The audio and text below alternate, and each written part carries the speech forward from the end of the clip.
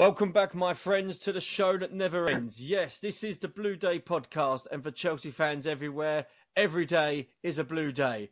I am your host, the creator, the man who has got his voice back from Sunday, more on that later, Keith Lawrence, and another man who is also happy, but will not be ordering a battered Tottenham with his chips anytime soon. It's Steve Wicks. Steve, welcome to the show this week. Okay. I think we're going to have fun this week talking about the latest game, aren't we? Yeah, I love it. It was always, when I was playing, it was always the biggest game that we played. And, it's great when Chelsea beat Tottenham. I love it. It's a special feeling. 4 games this season. We've won them all. 3 games in a month, no less. And we haven't conceded a goal against them. To say that is dominant is an understatement. We're going to talk about the game in sort of detail in a minute, but how the difference in class between us and Tottenham, if you look at clubs, trophies won, and there's a lot of Tottenham fans who I've spoken to and I've heard that go, we're not after trophies. We're not at that level to win trophies. You just have to look at the facts of what type of club we are, what type of club they are, what type of fans they have compared to us. And, it's always been like that. And growing up, it's been the sort of a case where there's always been a bit of a rivalry between Chelsea and Tottenham. And I spoke about this to Neil Barnett when he was on the podcast, and he was talking about when it started and how, and in his eyes, how ridiculous it's got to with fans hating each other and why they hate each other and things. And it's funny when this rivalry all really escalated to a new level when it was that Battle of the Bridge game in 2016 when Leicester had the chance to win the title. If Spurs didn't win, Leicester was going to be champions, and Spurs were 2-0 up.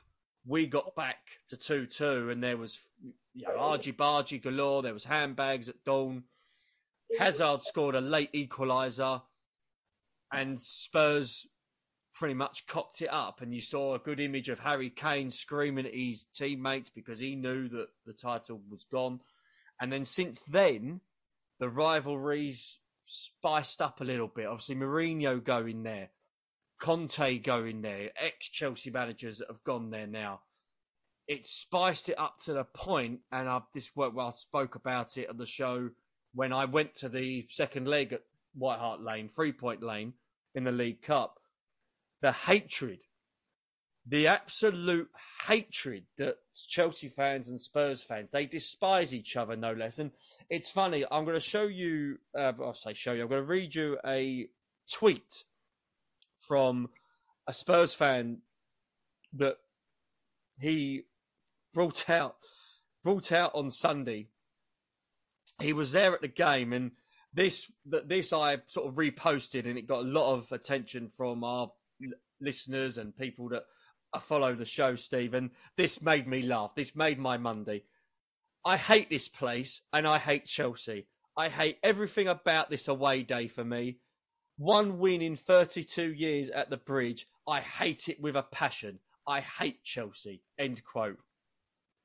And that made my Monday, Steve, yesterday. That amused me. So we're going to talk about it now. Chelsea-Tottenham on Sunday. We are sort of a couple of days late due to scheduling timings. But Chelsea-Tottenham, I was worried before the game because I was thinking 3 wins out of 3. Spurs have got to break it eventually. And we discussed it beforehand, Steve, about we was worried about where Chelsea could go because of how bad we were against Brighton and the impact the Man City result would have had on the team. And there was rumours of discontent in the squad. None of that occurred on Sunday. None of it. Because we were playing Tottenham. Well, Keith, I think Conte, I think his tactics were absolutely unbelievably bad. I think when Chelsea looked at that team, they must have thought, oh, he's set up for a draw here. You've got Mora, who causes lots of problems. You've got Bergwijn, who scored 2 goals at Leicester. if you had a front three of Kane, Moura, but that's the way attack Chelsea. Chelsea have been conceding a few goals, and attacker. What he did was he had three creative, negative midfield players. There was no creativity in Tottenham's midfield whatsoever. Mm. And I think he played into Chelsea's hands. And, there's lots of things that, these so-called super coaches, and they are, you can't, it's one of them. Footballers say, put your caps on the table. They can put how many trophies have we won on the table, and they are great coaches. But sometimes he's never ever gone to a club where he's had to coach what he considers inferior players. He's always had it even at Chelsea. When he came to Chelsea, there was a nucleus of a bloody good side there. Yes. At Tottenham, he hasn't got that. He hasn't got that, and this is going to be a test for Conte. I'll tell you, this is going to be a test because I cannot believe that they haven't entered into the transfer market as yet. I can't believe that because, to me, they need just to freshen it up a little bit because they've still got a chance against the Champions League. But I think he was very negative.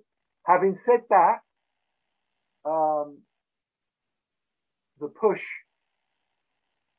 by Kane on one of my favourite players, but I've got to say, he fell down like a shot Brazilian pigeon with a little touch on the back, which was obviously, Steve, I think. Now, come on. No, listen to me. That was, but had that gone in, if is a big word in football, but I didn't consider that a foul. I think that was quite harsh. I think Kane had brought it back inside. He'd gone too far. Kane touched him, and he went down like Swan Lake, in my opinion. It would have been a sin because Chelsea were far the better side. I had a good view of the incident because I was it was right in front of me in the Matthew Harding lower. I saw Kane's hands on the back.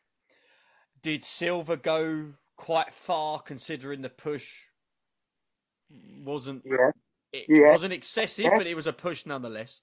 You haven't got your blue glasses on now. You can talk. No. I've got half of them blue, half of them partly in the real world, at least. For me, it was a foul.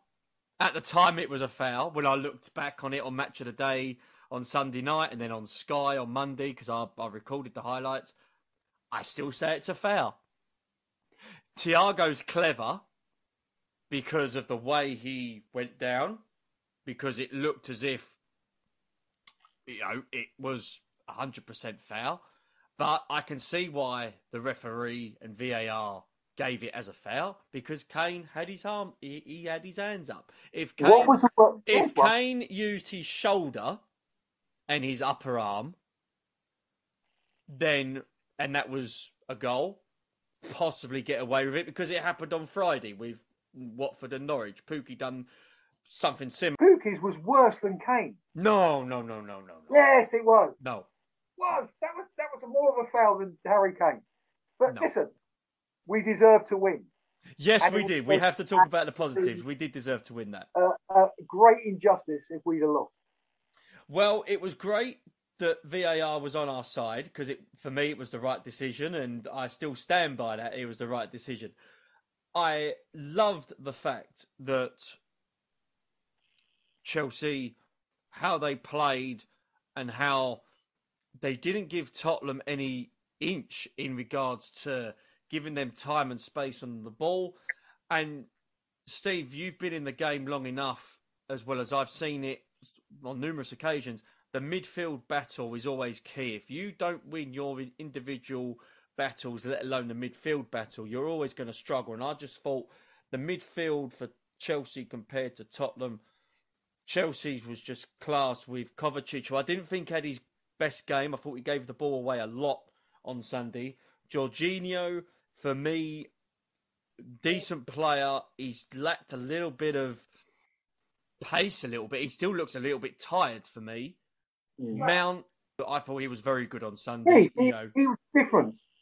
I don't know how he could have left Mason Mount out the games he has done. Mason is the one that invites the press. Yeah. He's the first one to close people down. He's got energy. He's got skill. He's got ability. And how he's left him out, I just can't work out. I really can't. And then when you compare that midfield to Tottenham's midfield, when they're playing, in essence, two fullbacks as wingers, and Winks, who I don't particularly rate, and I know a few of my Spurs friends completely disagree with me on that, and Højbjerg, who, if you're talking about Thiago Silva with Swan Lake, Højbjerg at 3 Point Lane in the League Cup, that was an Oscar-winning performance. But it's the old saying, it was men against boys. And you talk about Conte, I said this, I think I even said it to you on the phone when I was driving back on Sunday. I might have said it to a few others. I can't see Conte being there that long. I'd be surprised if he's there after the summer. I don't think his ego will take it. No. Because he doesn't associate himself with failure. You know, a little bit like, he was a good manager with Chelsea. Don't get me wrong, he was a good manager with Chelsea and he won things and he was... But there were certain games that... And the biggest exponent of that was when we went and played Man City away. Yes. And he didn't play with us forward. And what you're doing, you're laying your cards on the table by saying, we're basically going to come here and try and get a draw. This was his second season, wasn't it? It was his second season. We lost 6-0. It's quite funny. When you've mentioned that, it did actually bring up a good point. The fact that he played without a centre-forward against City and he played negative tactics. He's got a centre-forward in Kane. But it's the old... it's a saying that I've used sort of quite a lot. Conte cannot make chicken salad out of chicken shit. And he's got a lot of shit in that team. Yeah, there are. But I cannot understand setting up. You've beaten Leicester 3-2. You're on a massive high. You're playing against Chelsea. You've got to do something different. Yeah. So why not go out and attack with positivity? With a person that always causes problems is Moura. I think he's a little. He can be on his day a real handful. And if you set up a three there, you've got all your defensive midfield players you need. And then what he does, he plays two fullbacks in a three that never went over the halfway line. No. And if you look at our tactics as well, Steve, we played with a back four. Yes. And we got players all over the pitch. Yes. Aspilicueta, who are labelling, gone past it. He's 31, 32. He ain't got the legs no more. He was going more up the pitch than half of Spurs' team. Yeah, because no one was getting wide and getting onto him. No. So he had 20, 30 yards of space in front of him. And Marling Sarr, who played left back, and it was a good tactical choice to have him at left back because how well he played in the second leg in the League Cup. He didn't need to go forward. And I don't actually recall him ever going by the byline and going forward with the ball because he didn't need to. Because a lot of our attacks was on the right-hand side. And was it a good... I've spoken to Spurs fans about it, and they said it was a good time to play us because of how our form has dipped. But they were just shocked with the tactics that Conte used. And again, whether Conte's using it as a message to the board, because he's got a lot of shit in that club. How we played on Sunday, it beggars belief for me. And I know this is an old thing that people have said for years. How we played on Sunday, I don't know how we've dropped points against the likes of Burnley, Everton and Brighton twice. How we played... We didn't play perfectly, but we played like we had the bit between our teeth and we had something to prove. And I just think it's just a bit of a missed opportunity, but it was a much needed win. And one player who I will put, actually, there's two players because I will put my hands up. Two players who I thought were outstanding Sunday. Kepa. Yeah. And I'll give him credit because I've slated him on social media and I've slated him on the show. Hakim Ziyech. Ziyech, yeah. His goal was outstanding. Fabulous finish. And the fact that he even had the cheek to smile about it. It's the first time I've actually seen him smile in a Chelsea shirt. It's quite nice, mate, that he celebrated his goal and showed his... Because I tell you what, he didn't at Brighton. No, and... what was that all about? Yeah. What was that all about? Was that a little bit of a protest? I don't know. You know, I don't know. I was... But fantastic goal. Fantastic. It couldn't have gone in the more perfect spot. It was And a World Cup winning goalkeeper just stood there. Yeah. He couldn't do anything about it. That tells you how good that goal was, is when someone, with all due respect, Lloris is getting on a bit, but he still won the World Cup. Couldn't do anything about it. Couldn't do nothing. And then you've got the second goal, which to this point now, I still don't know why Spurs were moaning about it and they wanted VAR to check it. But the free kick, great free kick gone in, and Thiago Silva, who isn't the tallest defender in our squad, comes up with a great header. He used all his experience there, got the goal. For me, that killed the game completely, that second goal. And the atmosphere at the bridge was just fantastic. And I know, again, it's just against Tottenham, and it'll probably be a lot different when Plymouth come to town on the 5th of Feb. The atmosphere will be different. But that was a much-needed win, because if we did not win that game, Steve, I think there was going to be a lot of questions being asked about Tuchel, questions being asked about the team, questions being asked about the club. To beat Tottenham again for the 4th time this season, I think gives us a little bit of respite, and the fact that we've got a week off now because of an international break, a winter's break, even though the rest of the country are still playing football,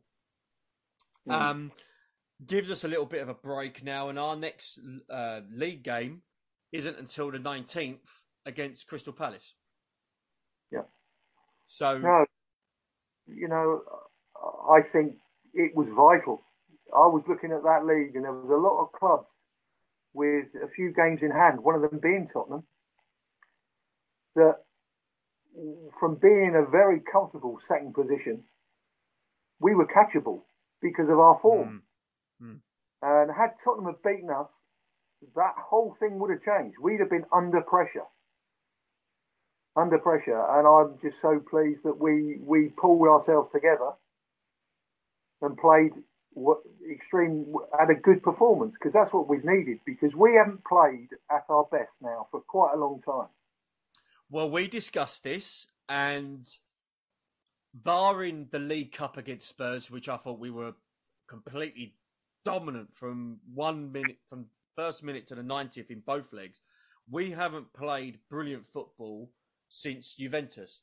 Ironically, when Chilwell got injured. Yeah. Well, we said we haven't played brilliantly since then, in my humble opinion. But Tottenham, barring it's a London derby, and everyone beats Tottenham because they get battered everywhere they go. So it's great that we don't have to really play Tottenham again unless we play them in the FA Cup. That would be quite funny, to play them for a 5th time and beat them. But we're 3rd. Should we still worry about the teams catching us, or should we, look to maybe catch Liverpool and probably not Man City? I think the title's gone now, but should we look at trying to catch Liverpool rather than worry about the teams behind us, Steve? Well, yeah, I think that should be Chelsea's aim anyway, is to finish as high as they can. Liverpool have done surprisingly well without 2 of their best players. They've done surprisingly well. And they keep winning, and they keep, right, they had a hiccup where did they have a hiccup? Where they drew. But, you got to give them credit. But wherever you look, whether it be Man City, whether it be Liverpool, the way they play football creates more chances. Can you imagine Chilwell and James playing Saturday against Tottenham? Can you imagine what they would have done to Tottenham? Oh, they would have ripped them to shreds. With all the space that they had, with all the space they would have absolutely had a field day. And how football has progressed, those two fullbacks were a very important cog with getting balls into the box, getting into dangerous positions, scoring goals. Both of them have scored some good goals, and that's a massive loss for us. But, I still say that we've got a little bit of work to do. We've got to somewhere capture and get a lot more creativity in midfield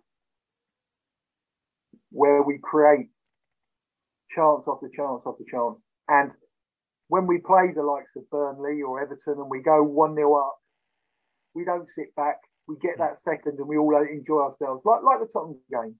We went out, we got the second. Trust me, if it had been 1-0 with 10 minutes to go, everyone in Stamford Bridge would be, oh my God, here we go again. Before we move on from this, I just want to sort of give you the details of the league table at the moment and just sort of give you an idea of potentially if we could get caught, where and who by. But I've just looked at the actual goal difference and it's quite staggering actually how much it is compared with the top three to the rest. We've played 24, we're on 47 points. Man United are fourth, which tells you how bad the league is considering how bad Man United are. They're fourth.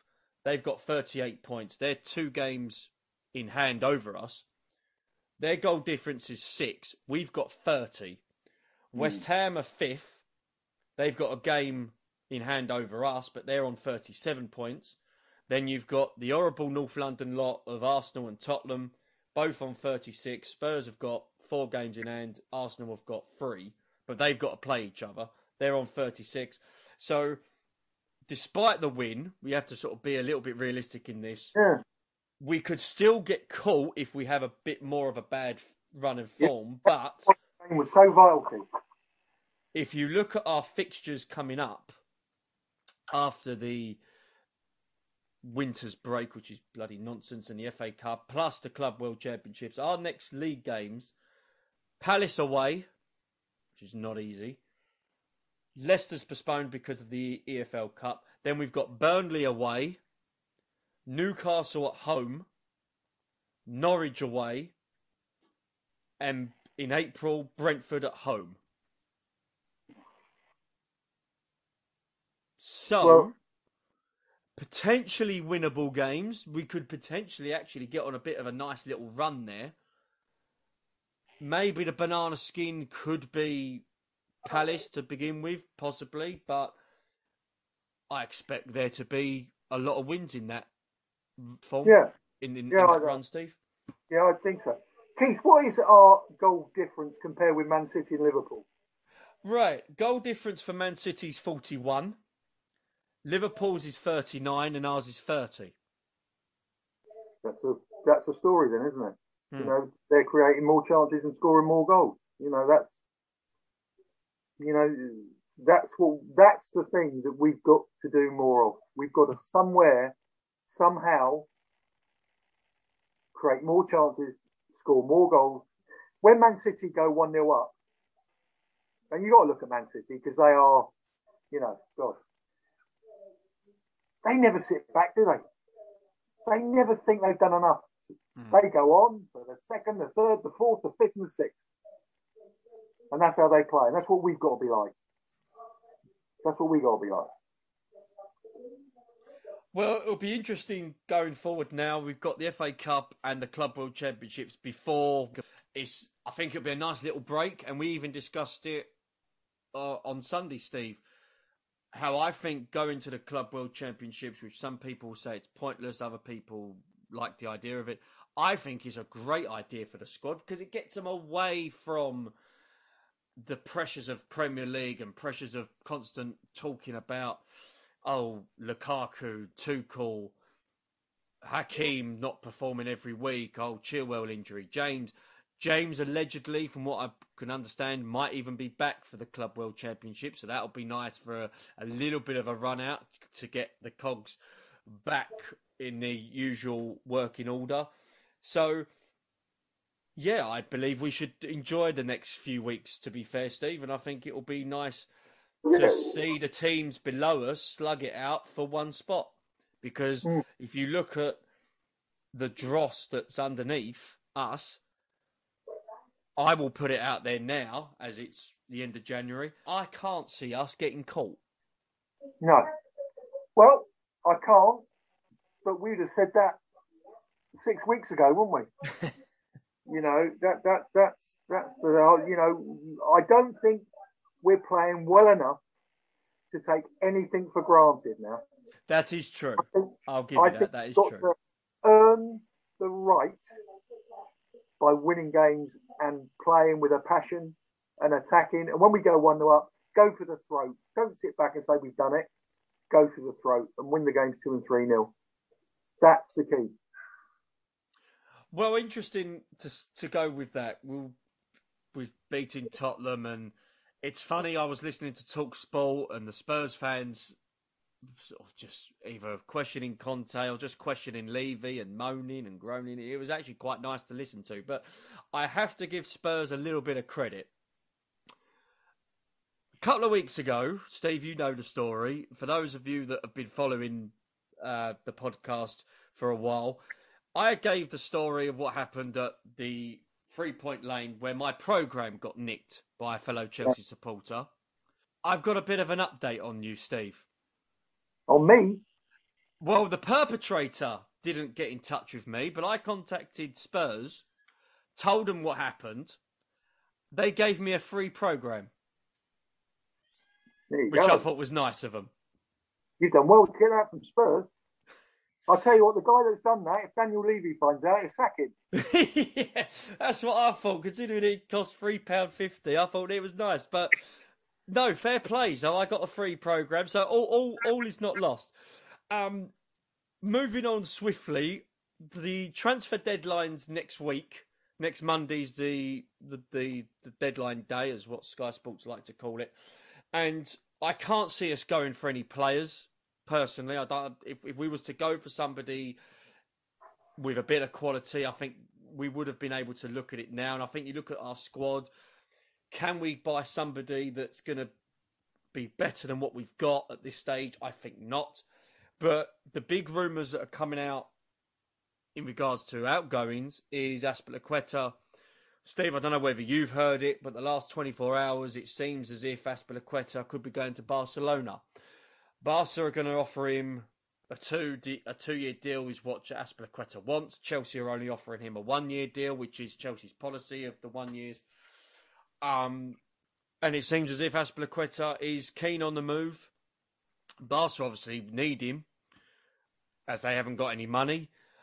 And this deal does seem to be rumbling quite quickly. So if this is to be Azpilicueta's final year, let's hope we do win something to celebrate it being Cesar's last year, because he's been a phenomenal signing since we bought him in 2012. He's been a great signing.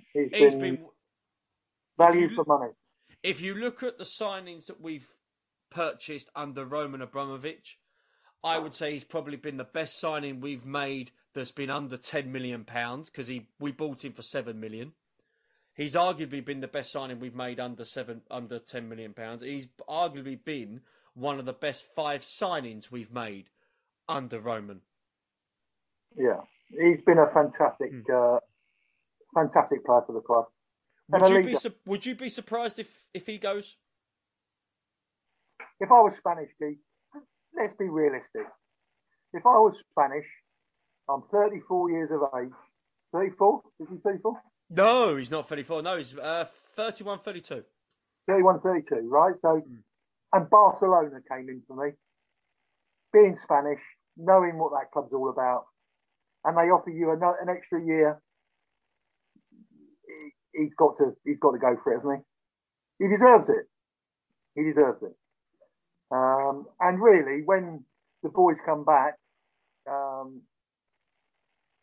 many games is he going to play? When everyone's fit, how many games is he going to play? But well, I think this season, I think he'll still play a lot. Yeah. But I think next season is the key, and I think Cesar knows that. Yeah. In my opinion.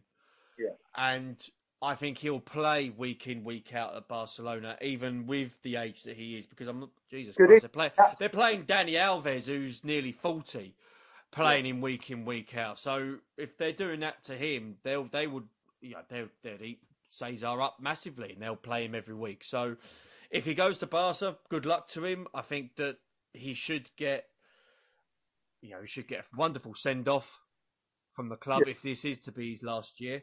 But who knows? There's no need to talk about Rudy, because, to be honest, that's been spoken about to death. And as far as I'm concerned, he's still a Chelsea player until something changes. So that should sort of hopefully die down. But there's players at the club, Steve, that we've spoken about that, for me, it should be best if they left, the likes of Barkley. I think I would be quite surprised if Loftus-Cheek is not at least linked with a few clubs, because I can't see him breaking that midfield up with Kante, Kovacic, and to be honest, I do think Saul is ahead of him. I think I've said this for a while. I think it's best if Loftus-Cheek does go, because I don't believe he is going to be any better than what he is now. Here's one for you, Keith. Who's the leading goal scorer in Europe at the moment? Sorry, Steve? Who's the leading goal scorer in Europe at the moment?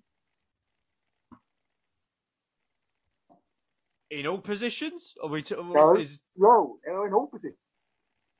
I'm on low power mode. Who's the leading? Can you hear me? Yeah, no, I can hear you, Steve. I would say Lewandowski. No. You want me to tell you? Go on. Tammy Abraham. Fact. Keith, where are you going? No, I'm here. Sorry. No, I was shocked that you actually said Tammy Abraham. I actually dropped my pen. That is absolute fact. I know he's on an incredible scoring run with Roma at the moment. Yeah. And it does seem that he's found I think he's found his place in Serie A, to be honest. I think he'll do and we did say this at the time when Tammy left. We thought he would do very well at Roma. And it's funny, people again with hindsight and with talking about it, they're saying, "Oh, we should have kept Tammy. Why did we let him go?" These are the same people that are saying this as the same people that said, "Oh, Tammy should go. He's not strong enough. He's lightweight. We've got Werner now. We've got Lukaku now. We don't need Tammy anymore."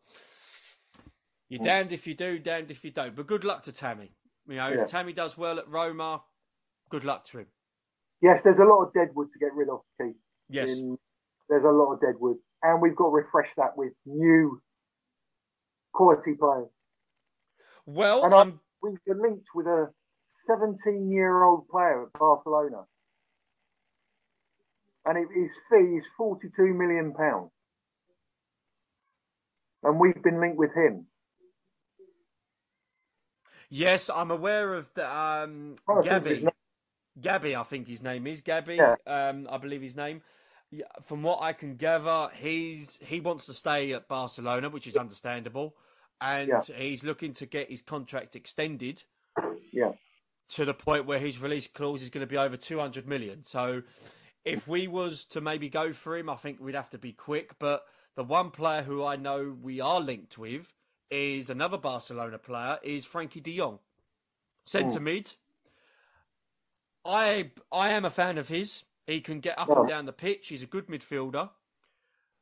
Is he a potential replacement for the likes of Jorginho or Kante? Maybe. Is he better than what we have? That's interesting. And I think Barca at the point where they still need the money and they all look to free transfers, I think they could possibly do with maybe 40 million in the bank, to be honest. Yeah. So that'll be interesting. But I'll tell you what, if I could sign him and De Ligt, I'd be very, very happy. Oh, yes. De Ligt at Juventus, yeah. If you could sign those two players, there's that creativity that is lacking. There's a presence there of a person that will run a game. And De Jong, when he's on song, and he hasn't really done it at Barcelona, has he? No, he hasn't. But he's an exceptional talent. It's like Van de Beek at Man United. He's an exceptional talent, but he's been wasted. Yeah. So, yes. But De Ligt, for me, if centre-backs want to go and they end up going, Christensen and then he's the one I'd go for. Interesting. That would be interesting if Rudy left and Christensen left and even Dave left. Who could come in? I mean, you got Chalobah coming through, Sarr, who I think should be given more of a chance. He reminds me of a young Zuma. Yeah. Reminds me of a very young Zuma when Zuma first came into Chelsea. He was very raw, very, very good physically. So it'll be interesting how Sarr develops. But you touched on the future, you touched on the youth and what could come up, which leads me on to our last little piece that I want to talk about, which we don't normally talk about. And I know we haven't spoken a lot about, which we should do, as well. And they've done a fantastic job. Emma Hayes, who has been rewarded, off and on the pitch for her work with the ladies' side. But the Chelsea development team, Steve, I went down to Kings Meadow last night to watch Chelsea FC versus Man City in the Premier League 2. First time I've seen the Premier League 2 side for, God knows, a long, long time since they played at Stamford Bridge. And it was actually interesting because a lot of the players, some of the players have played for the first team. Other players I've heard good reviews about. So it was nice to sort of get a first glimpse, a proper glimpse at them in the flesh. And they were playing a Man City side who I believe are top of the Premier League 2 at the moment. So they were going to have some quality. And I just want to sort of touch on the evening, Steve, and sort of, again, you being an ex-player and an ex-coach, to sort of see the difference in regards to what you'd see at a bog-standard Premier League game to what you'd see in an academy game or a development side. I was there, obviously, as a Chelsea supporter, but there was a lot of scouts there. And the scouts had their own little sort of seating area at the stand. There was only one stand being used out of the 4. The scouts were sitting near the Chelsea technical bench, where they had Neil Bath there and they had other sort of Chelsea employees there. And there was Man City staff there as well. And you had scouts that were part of all over the country, really, Steve. And there was even scouts that now you get third-party companies that hire freelance scouts to come in, and their work then goes to clubs that perhaps can't afford their own scouts. They then hire them out through third parties. There was more scouts there than actual fans. And it was quite funny looking at it from the other side, bearing in mind I was a scout a few years ago, and it's quite funny looking at that, Steve. And it was interesting because I was at the ground, I was outside before I went in, and I heard from the lady who was giving the passes to the players as they were entering the stadium that she was told, "Oh, John Terry's going to be here." Well, obviously my ears then perked up, and I was like a meerkat because all of a sudden my head, I was on my phone, I was sort of contacting a few people anyway, and my head just went up, looked, I thought, "Oh, okay, interesting." And then lo and behold, 5 minutes later, I saw Andy Myers. He pulled into the car park, and then John Terry pulled in. Massive Range Rover. And it was funny because he had his boots, and I thought, oh, would it be nice to see him play again? and he was having a chat with the lady who was giving the lanyards to the players. And I had my Blue Day podcast business cards with me, Steve, just in case. Mm. And I thought, should I not? I bet you did. I went up towards him. I was very close to introducing myself. And then all of a sudden, my phone went, and it was the wife. And I had to take it. By the time I got off the phone from the wife, he left. I'm so pleased you're putting your wife before John Terry. Not many Chelsea fans would. Hey, he's a lot prettier than John Terry anyway, so I don't know what the problem is. Well, I know that my wife cooks. I don't know if John Terry could cook or not. So that's one thing. But hey, who knows? Yeah. Never say never, hey. But there. Never say never. But I have to say it was great to see John there, sort of coaching the young players. It was great because it was even good for the young supporters that were there. You know, the dads that took their kids along, who were probably local to the ground, and said, "This is John Terry. This is who I supported as a youngster and what have you." So that was kind of nice to see. And I just want to sort of touch on a few players that I saw. And it's funny, Steve, that it was the first game I've actually watched where I wasn't actually a neutral. I actually had my scouting hat on. It actually felt like I was on scouting duty again. And I actually wrote some notes down. I actually wrote them most on my phone. It took me ages to put them onto a piece of paper. Looked at the squads, looked at who was available. And the three players for me that stood out and who I think have got great potential going forward. Lewis Hall, who played left back, who actually played against Chesterfield in the FA Cup. He was outstanding, I thought, for Chelsea last night. Not the tallest, but he's quick. And his positional sense, I thought, was very, very good for someone so young. And I just think that he has got something about him that I can see him. He'll probably have one or two loans before he's into a very good run in the first team. But I believe he's got what it takes to go forward. George McEachran, who played centre midfield, who played a little bit further forward towards the centre forward. Good stature about him. He's got a nice touch about him as well. And he can pick a pass. And Charlie Webster, who was number 8, who played in centre mid as well. I thought he did very well. Struggled in midfield a little bit because I thought Man City's midfield looked more better in regards to the physical side. But again, Charlie's got a good touch about him and he looked little bit of potential. The one player who I thought was best player on the pitch, and he was for Man City, and I come to find out he was bought from Brazil. He's only 18, 19 years old, and he's nicknamed Kai Kai. He was on the right-hand side, right winger, and it was a fascinating battle between him and Lewis Hall.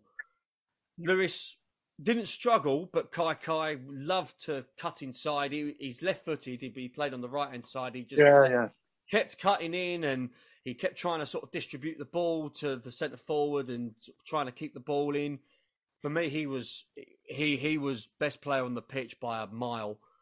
And it was great to see sort of, again, the future, looking at which players potentially could make it. And Man City won the game 1-0. Chelsea didn't have too many chances to sort of get back into the game. But I'm fascinated to see where Chelsea could go.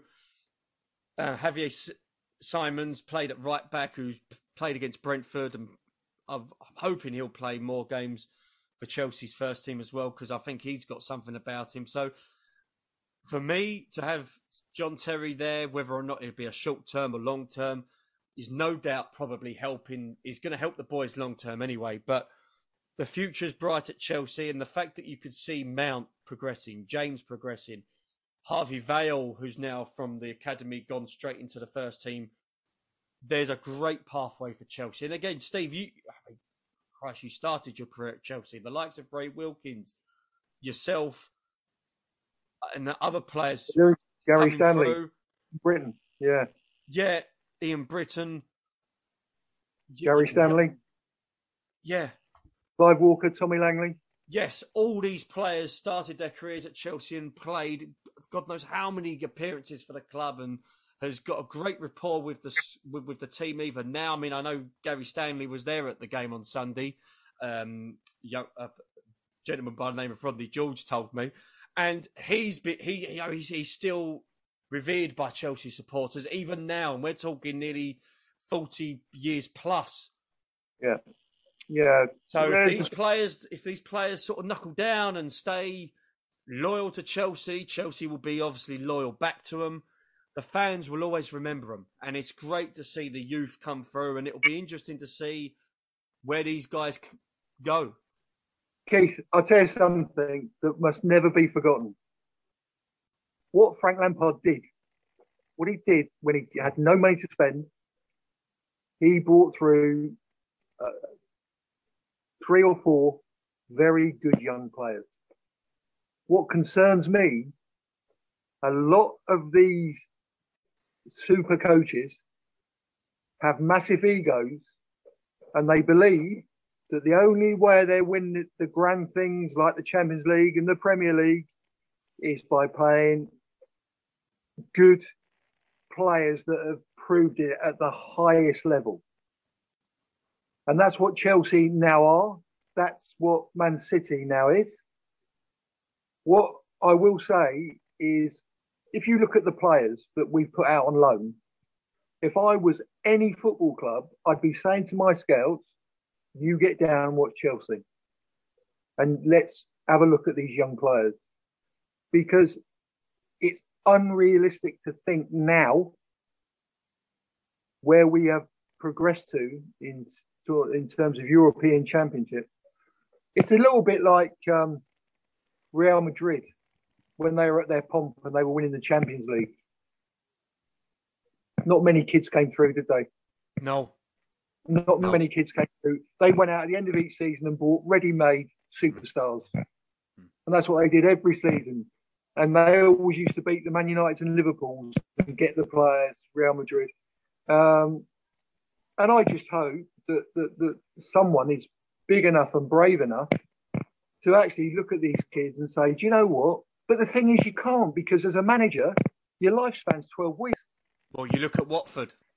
Yeah, as an example. But I remember Dave Sexton saying to me, I walked into his room and he said to me, Steve, what I want to do, I believe in you. I think you'll be a player. He said, I'm looking to blood you in Easter time. And he did. But what I'm saying is, a manager can't do that anymore.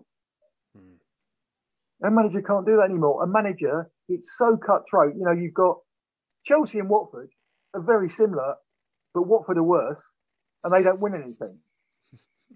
But they're very similar. And, you know, I wonder if you sat down with the board before that game on Saturday and you asked them the question, what will it take to get Tuchel sacked? I bet they'd say 4 more defeats. And that is from a man that won the Champions League a year before. But that's it. Well, you talk about that.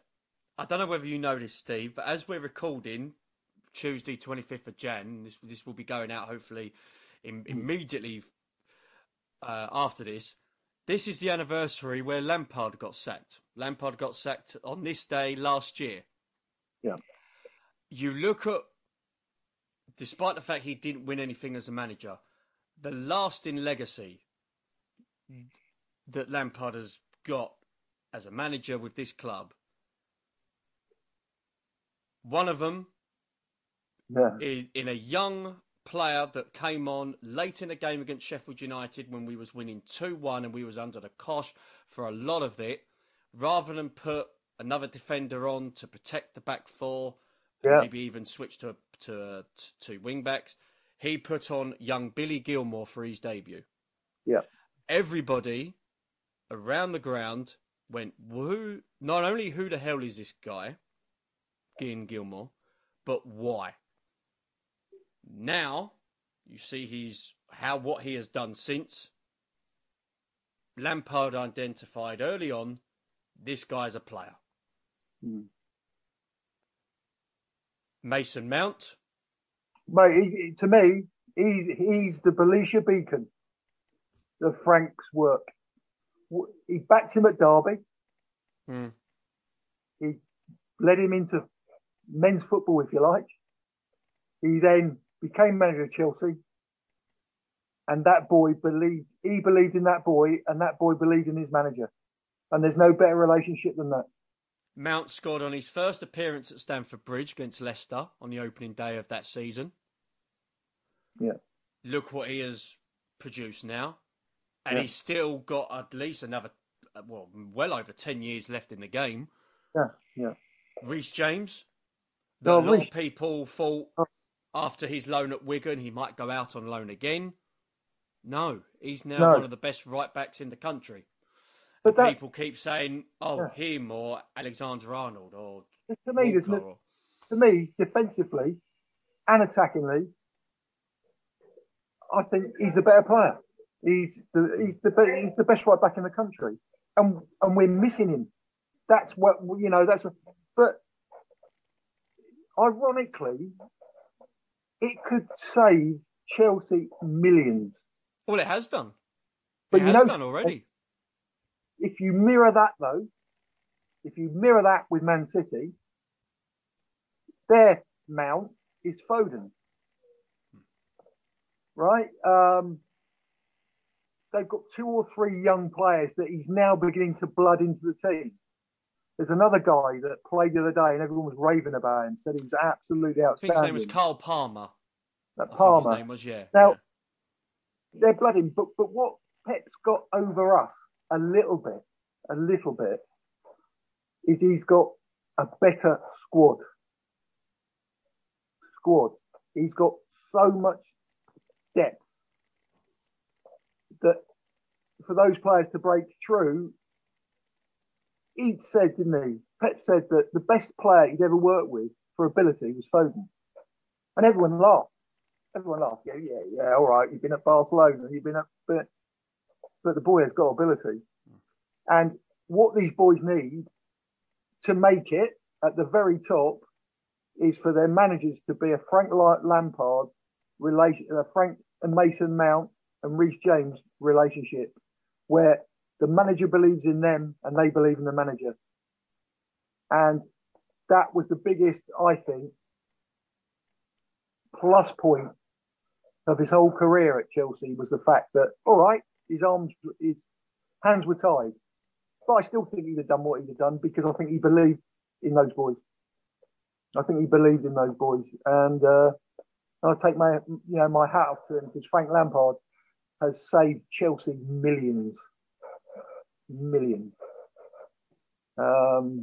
I'm glad you said about his thing, because I think he watched the documentary with him on telly, and he explained how hard it was to watch the Champions League final. How hard he found it. And I can imagine how he must have felt sat there. He said, and the thing that cheered him up was the fact that he was walking, the postman walked past him and said, "Frank, don't forget you had an awful lot to do with that." And he said, and all of a sudden, from being, he sort of felt really great that someone had said that. And we must never forget that. You look at the players that lifted the trophy. Yeah. James, Mount, Yeah. Chilwell, who was Lampard's signing. Yeah. Tammy. Yeah. It's but hopefully now Tuchel, hopefully Tuchel does the business this season, and who knows where we're going to end up this season. So it's going to be an exciting one nonetheless. But I'll tell you what, Keith, I do want. I want Chelsea to be World Club champions. Oh God, absolutely, yes. I'll tell you what, the Scousers made a lot of that when they became. So let's go out there, boys, and let's win that cup as well. Too bloody right. Hopefully we will. We hope you've enjoyed this week. Again, obviously, talking about Tottenham a little bit late, but it's always nice to talk about when we beat Tottenham. So it don't matter what time of week this one goes out. But we just want to sort of give a couple of brief announcements. If you want to follow us on Twitter, find us at Blue Day Podcast. Find us on Instagram, where we are putting goals galore, goals of the day. We are putting on Instagram as well, and very retro pictures of players from years gone by. Find us on Facebook. If you've got a question that you want to put to the show and you want to put to myself and Steve, you can do at the Blue Day Podcast at gmail.com. We are looking to possibly do maybe 1 or 2 watch-alongs when in the spring, summertime. We might obviously do some during pre-season as well, when there's hardly any decent football about.